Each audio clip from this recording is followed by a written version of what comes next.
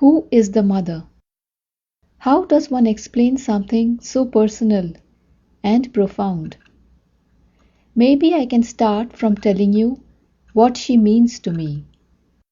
When I was 4 years old, I joined kindergarten in Sri Aurobindo's ashram school in Pondicherry.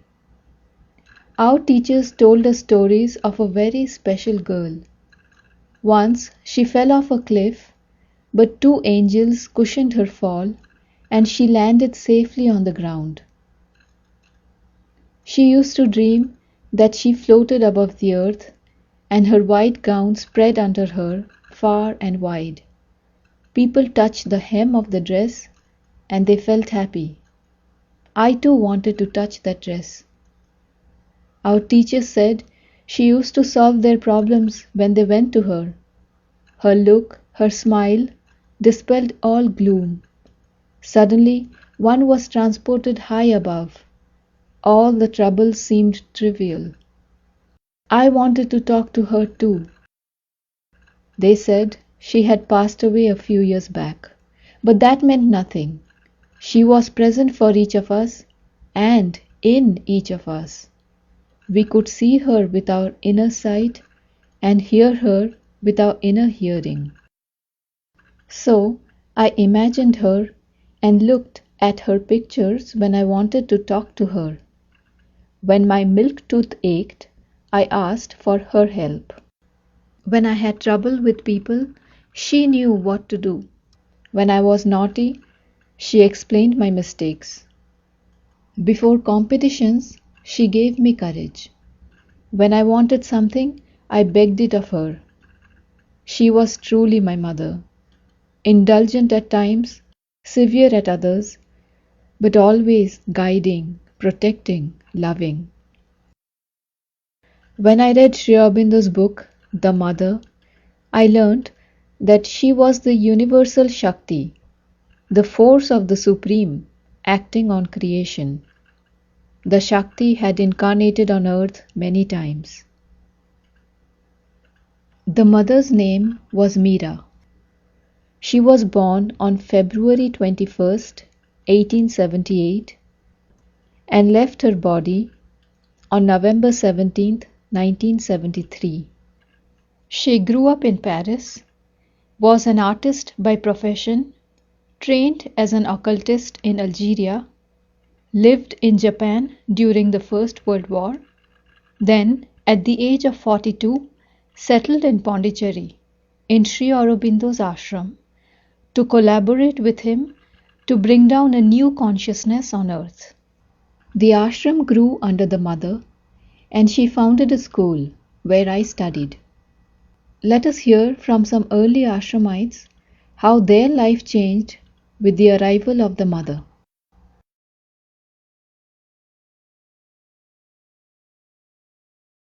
Then there was a stir in our life. In 1914, Mira Richard, a French lady of the high circles, also an accomplished spiritual seer, came to visit Sri Aurobindo. From early childhood, she had had spiritual experiences, and in a recurring vision, she met a supreme being she called Krishna.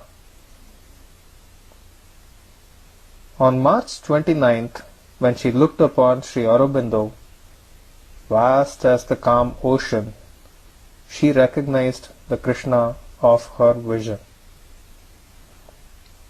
This is what she wrote in her diary. It matters little that there are thousands of beings plunged in the densest ignorance. He whom we saw yesterday is on earth. His presence is enough to prove that a day will come when darkness shall be transformed into light, and thy reign shall be indeed established upon earth.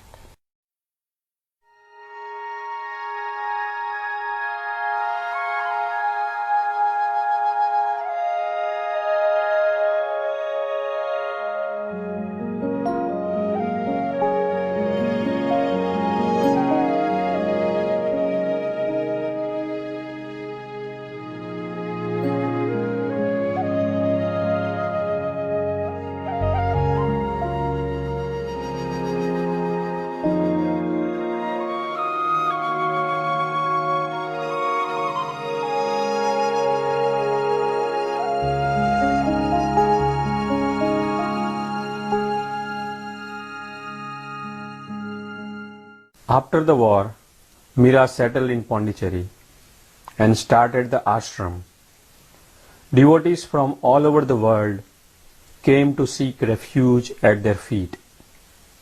Sri Aurobindo had to show us who she really was. The one whom we adore as the Mother is the divine conscious force that dominates all existence. All the scenes of the earth play have been like a drama, arranged and planned and staged by her, with the cosmic gods for her assistants and herself as a veiled actor. But personally, too, she has stooped to descend here into the darkness, that she may lead it to the light, into the falsehood and error, that she may convert it to the truth, into this death, that she may turn it to God-like life, into this world pain and its obstinate sorrow and suffering, that she may end it in the transforming ecstasy of her sublime Ananda. In her deep and great love for her children, she has consented to put on herself the cloak of this obscurity, condescended to bear the attacks and torturing influences of the powers of the darkness and the falsehood, born to pass through the portals of the birth that is a death, taken upon herself the pangs and sorrows and sufferings of the creation, since it seemed that thus alone could it be lifted to the light and joy and truth and eternal life. This is the great sacrifice called sometimes the sacrifice of the Purusha, but much more deeply the holocaust of Prakriti, the sacrifice of the Divine Mother.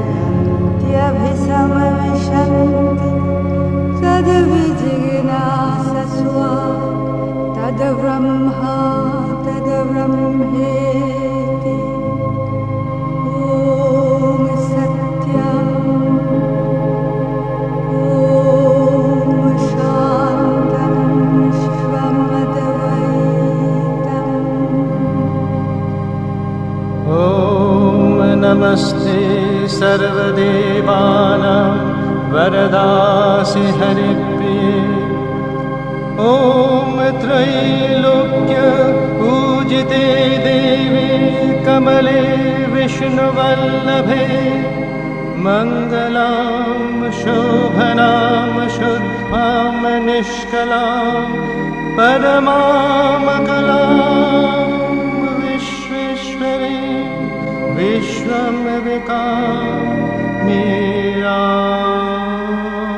प्रणमाम्यहम्।